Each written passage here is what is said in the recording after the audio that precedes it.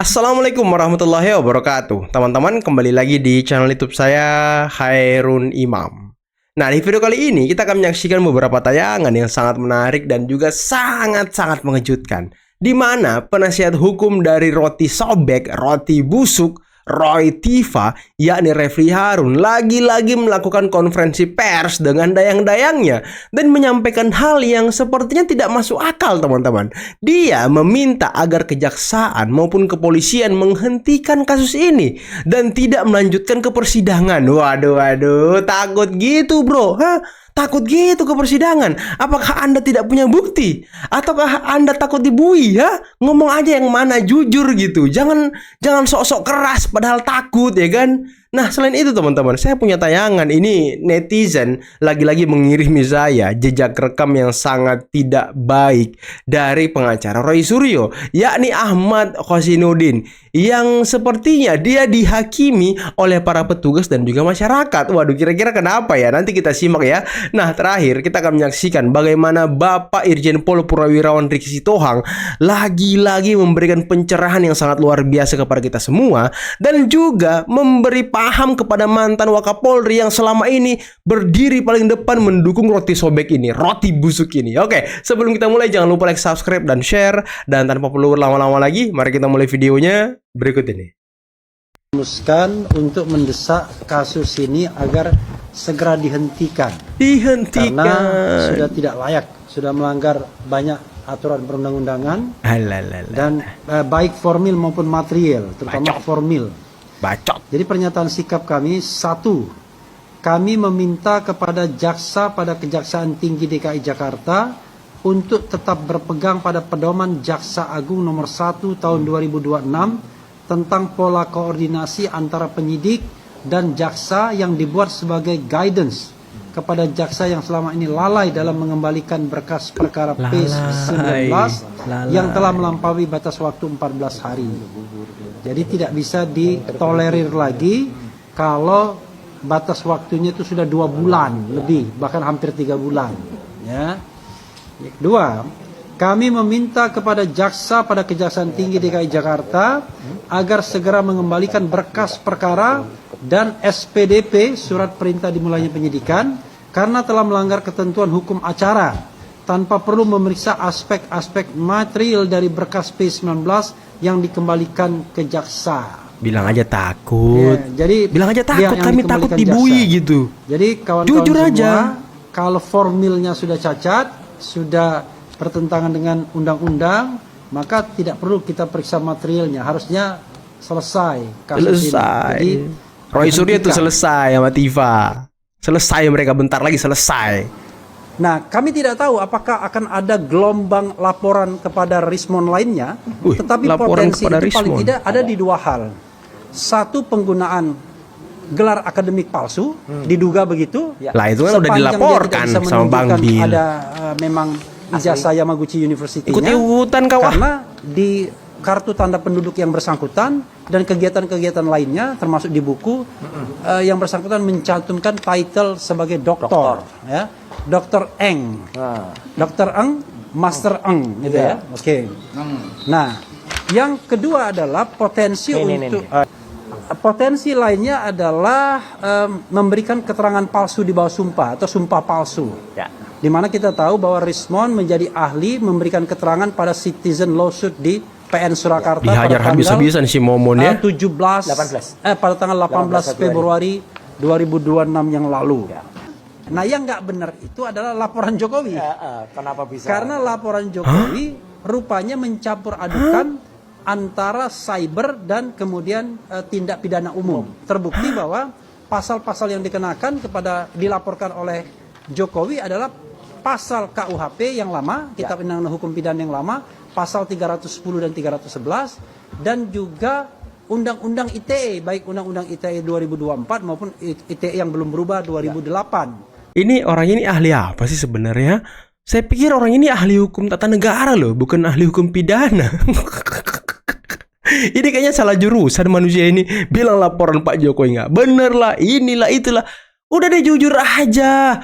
Pemirsa, rakyat, maaf. Ini klien saya nggak punya bukti apapun. Buktinya omon-omon. Makanya dia takut dibui, takut masuk persidangan. Gitu aja, clear. Jujur gitu ya kan. Nggak muluk-muluk, nggak mencela-mencela. Hari ini ngomong ini, hari ini ngomong itu. Besok ngomong apa. Kami tak takut di pengadilan, kami tak takut di penjara. Nggak mau rupanya kasus ini berlanjut ya kan. Minta kasus ini dihentikan. Aduh, nggak jelas emang manusia-manusia ini. Pasal 27A, kemudian pasal 32 ayat 1 dan pasal 35. Sementara pasal 28 ayat 2 Undang-Undang ITE 1 2024 itu disampaikan oleh orang lain yang dalam CLS-nya Purnawaran Jenderal dianggap tidak memiliki. Yang kau kalah tuh kan, CLS kan? Misalnya AHY, Ibu Puan, Pak Mahfud, bahkan Jenderal SS. Jenderal Menurut saya keluar aja. SS. Lawan aja Jokowi, kita keroyokin bareng-bareng tuh orang.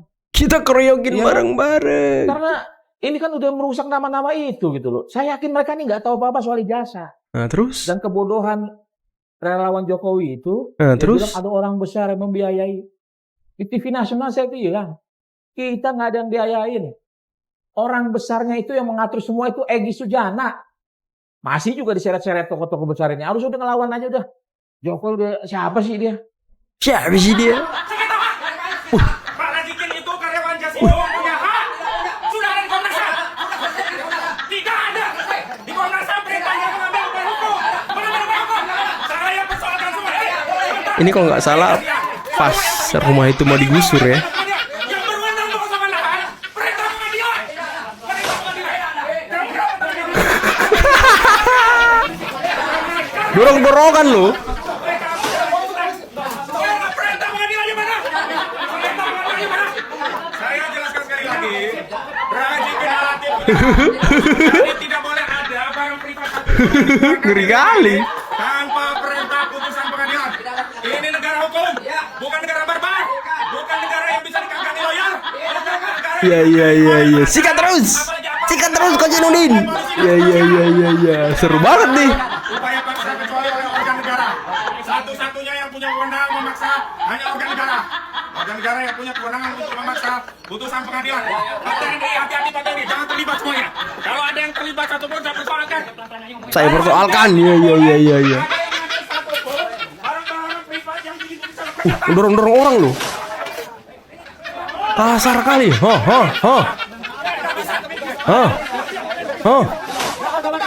Udah. Ini video lama kan ini? Waduh. Waduh.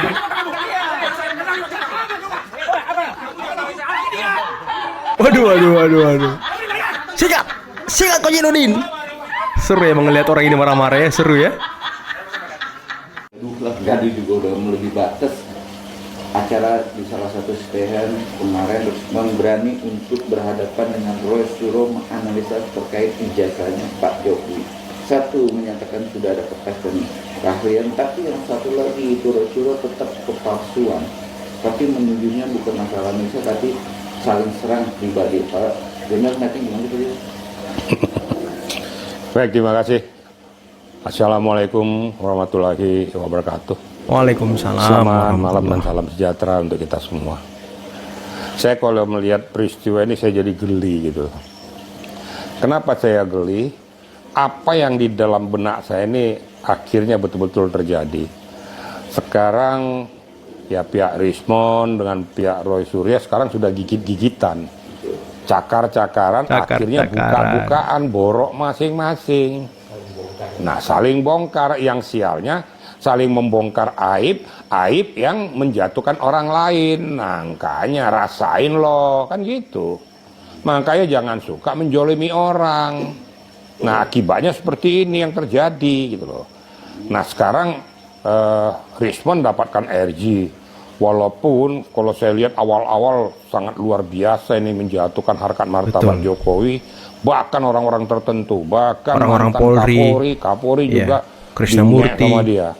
Inilah seorang Rismon.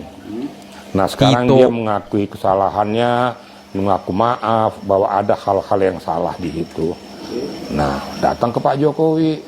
Kan saya udah ngomong, Pak Jokowi itu kan seorang pemaaf. Diberikanlah RG, SP3, ribut, kan gitu. Nah sekarang saling gigit-menggigit. Yang sialnya ini dikasih SP3, ya pihak Rosyuri tetap palsu-palsu kan gitu. Nah yang apesnya lagi ada orang ngomong kalau RG1 dikasih semuanya gitu loh. Lah kan ini aduh amit-amit jabang bah ini pola pemikiran itu berdasarkan pasal 79 KUHP sampai 83. Analisis yang bener dong. Aduh. Nah, kamu analisis sekarang contoh lah media sekarang. Siapa tuh Pak? Kamu difitnah orang, ada 6 orang yang fitnah. Nah, kemudian sudah menjatuhkan harkat martabat keluargamu. Terus ada 2 orang yang sudah minta maaf bahwa kami memang salah telah berlaku menjolimi Bapak. Ya, kami mohon maaf yang sebesar-besarnya, mohon diberikan maaf dan ampunan untuk kami restoratif justice. Nah, yang 3 lagi, saya nggak mau, saya keras-keras. Tidak, pokoknya tidak, moh kan gitu. Ya datang isi pengamat ini. Loh, mahmoh juga kasih aja RG semua. Waduh, dari siapa Hongkong itu, gitu Pak? loh. Siapa Itu itu, pola Pak? mikirnya dari mana gitu loh. Siapa tuh Pak? Kecuali kalau 8 orang ini semuanya bersama-sama minta RG, itu kemungkinan ini enggak kan. Ini minta, yang ini berkeras terus tetap mau dimaafkan, dikasih RG. Pakai ilmu dari mana itu? Saya juga kecewa dengar itu kan. Saya senyum-senyum aja, aduh ini betul-betul. Iya. Akhirnya kan orang kan menakar kadar ilmu pengetahuannya kok sampai di sini aja gitu loh. Orang menonton tuh geli gitu loh. Apalagi praktisi hukum menonton tuh geli. Ini orang kok ngomong sekelas dia loh. Mantan Wakapolri Pak. Malu. Gitu. Mantan Wakapolri. Nah, ada lagi ini bermainnya sekarang pengadilan di luar penyidikan, tuh pengadilannya di media sekarang nih hebatnya kan. Nah, keluar segala macem. Nah, muncul lagi Rismon menyampaikan kan gitu. Saya tidak berterima kan gitu kira-kira bahwa ada yang berinisial AS yang mengintervensi kami untuk melakukan perbuatan seperti ini. Saya sudah tidak berterima, tapi pengacara sudah minta permohonan maaf katanya. Bagi saya pribadi, dari dulu juga saya sudah tahu yang kamu bilang tuh AS itu memang sudah ikut cawe-cawe terus. Wow. Intinya bukan lagi masalah penegakan hukum, tapi merusak barikade hukum. Pertanyaannya kenapa Rismon kamu mau? Sekarang kamu nggak mau. Betul. Kan di situ. Ya menurut hemat saya ya, kalau memang betul-betul terjadi, diminta aja di LP-kan aja. Supaya jelas siapa yang sebenarnya aktor intelektual yang saya katakan tadi. Kan macam-macam. Nanti titik Pandora itu akan terbuka aktor intelektual itu siapa. Nah sekarang lagi main lagi. Kadang-kadang saya ini jadi dagelan gitu loh. Muncul lagi. Nah, kayak kamu ada ijazahnya nggak? Ada, kata Rismon kan tuh kan. Di mana? Ada, saya simpan di rumah. Asli. Nah, tunjukin dong. Apa hak kamu suruh nunjukin ijazah saya? Nah sekarang Rismon ngomong apa hak kamu? Lah kemarin kamu minta tunjukin ijazahnya Jokowi. Betul. Lah kan jadi senjata makan tuan kan? Jilat ludah sendiri. Nah ini makanya sekarang dia tidak mau nunjukin. Nah dulu kau mengatakan harus ditunjukin. Nah sekarang berdebat di arena media itu saya lihat kan. Nah akhirnya dibilanglah pengkhianat, dibilang yang namanya yang omon-omon lah, segala macam. Pihak pengacaranya Rismon keberatan kan gitu, minta klarifikasi. Ya memang diklarifikasi oleh si Roy pada saat itu ya. Muncul lagi di media tuh Pak Jokowi sebenarnya paling jahat, Bengis katanya. membuat pecah belah masyarakat. Yang membuat pecah belah itu kamu, Betul Pak Jenderal. bukan Pak Jokowi yang memecah belah, tapi kamu yang memecah belah. Kamu ngerti hukum tapi tidak mau mendudukkan hukum pada proporsinya. Kamu bilang pecah belah, emang apa hak kamu minta supaya Jokowi nunjukin itu? Nggak ada haknya. Tidak ada hubungan hukum, tidak ada gas standing. Kok paksa-paksa Pak Jokowi untuk nunjukin? Loh, enak aja loh. Nah sekarang kau bilang Pak Jokowi yang jahat itu kamu. Memprovokasi. Sehingga terpecahlah masyarakat. Tapi ingat, masyarakat sekarang sudah cerdas. Dengan peristiwa yang kalian sudah mulai pecah-pecah ini, Gontok-gontokan ini masyarakat makin menilai, kamu sudah ada muatan tertentu di belakang ini. Sudah nggak murni lagi. Nah, saya berharap sebenarnya JPU segeralah, supaya ada kepastian hukum gitu loh. Harus diberikan faktor jerak kepada mereka ini. Kasihan gitu loh. Sehingga diboncengi terus. Nggak akan selesai-selesai nanti. Nah, saya minta kalau memang Rismon kau sudah dikasih SP3, buka semuanya. Titik Pandora itu. Jadilah kau justice kolaborator, buka saja. Nah, walaupun ada dari kuasa hukum sebelah mengatakan buku itu kan sudah dipublikasikan, kan gitu. Nah, tapi kan ada kriterianya, bisa ditarik kembali, atau dikoreksi, atau dirubah warna gambar. Dan saya baca, iya benar Bapak, saya dudukkan pokok permasalahan yang lurus-lurus saja. Itu pengacaranya Rismon, benar Bapak ngomong gitu, tapi kan memang sudah dibaca orang. Apa yang dikatakan oleh pengacara Pak Ajam kok nggak salah itu. Saya kan betul. Itu ada betulnya juga. Sudah saya dibaca orang loh ya. Nah, saya sudah mempengaruhi orang lah. Benar, Pak Ajam bilang iya, pada saat kau bilang dikoreksi, ditarik, emang semuanya ditarik. Dan itu sudah diperjualbelikan kepada masyarakat.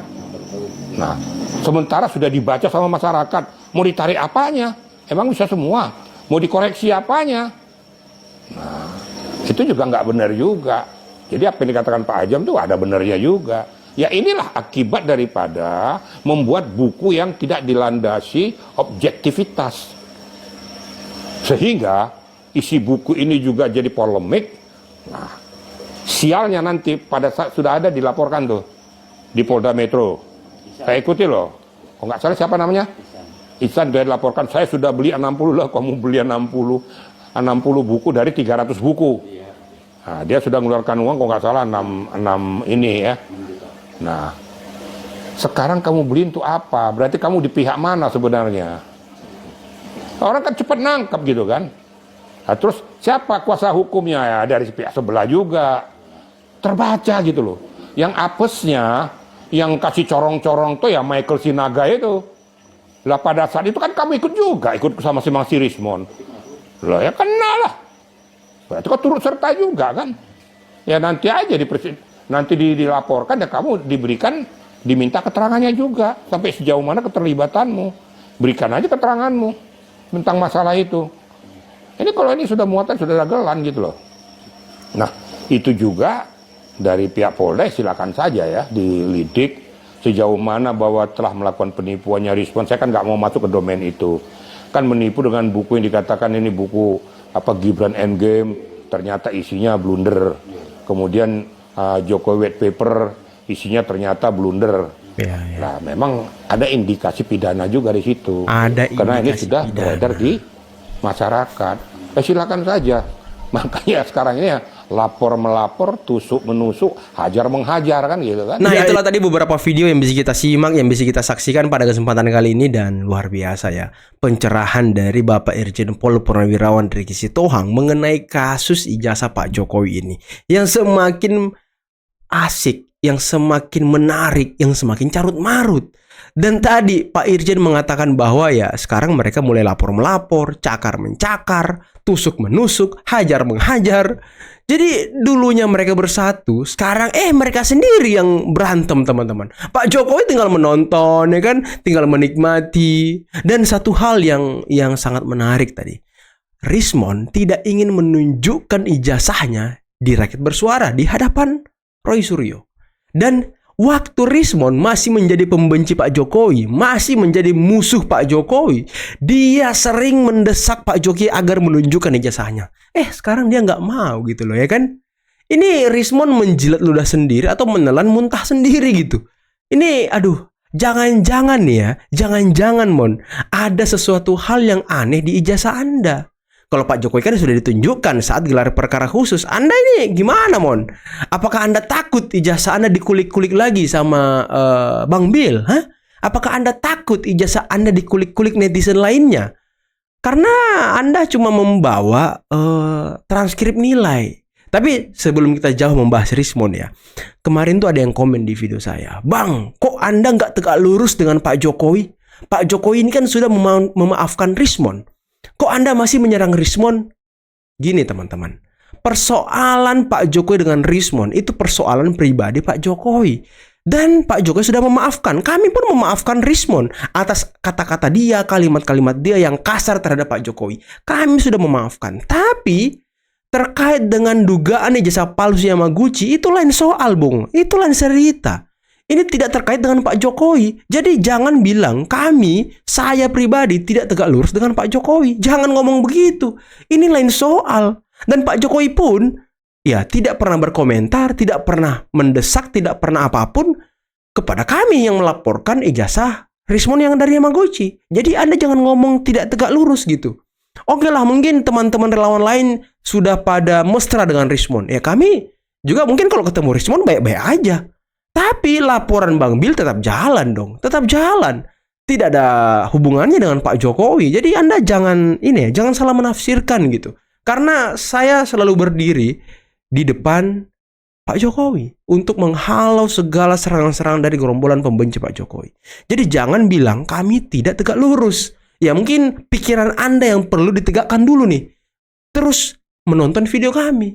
Karena ya balik lagi, kasus dugaan ijazah Rismon ini sangat luar biasa teman-teman. Ini merugikan banyak orang, merugikan negara malah. Dia pernah jadi dosen, dia pernah menerima uang dari negara. Jadi itu perlu dipertanggungjawabkan. Pernah menjadi saksi-saksi ahli di berbagai sidang. Itu perlu dipertanggungjawabkan. Jadi ya Anda semua jangan ngomong-ngomong kami tidak tegak lurus ya. Dan ya mengenai Refli Harun ingin kasus dihentikan, ya udahlah biarin aja lah dia berkata apa-apa teman-teman. Biar aja lah dia berusaha untuk menempuh jalur agar klaimnya tidak dibuih. Karena kan ya itulah mungkin ya tugas dari seorang pengacara. Dan tadi Kosinudin dihajar habis-habisan, ditarik, didorong oleh petugas, dimaki-maki, diteriakin. Ya itulah potret seorang pengacara yang tidak punya wibawa, yang tidak punya karisma, yang tidak punya, ya itulah teman-teman. Kalian tafsirkan sendirilah. Oke, mungkin cukup sekian dulu video kali ini. Jangan lupa like, subscribe, dan share videonya. Akhir kata, billahi taufiq wal hidayah. Assalamualaikum warahmatullahi wabarakatuh. Bye-bye.